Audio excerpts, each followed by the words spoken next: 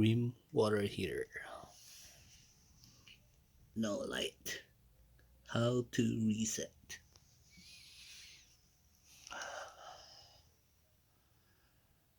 Plugged it. Plug it back on. It's been doing that for more than a minute. Power on. Turn it on.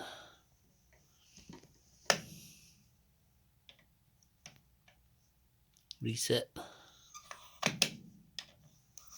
1, 2,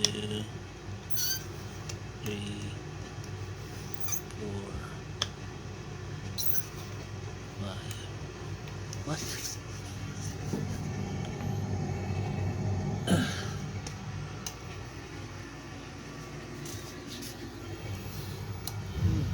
Whoa. The hell? Look at that.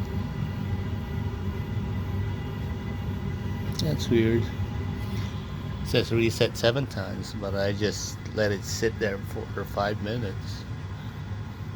I guess I'm good to go. That's weird.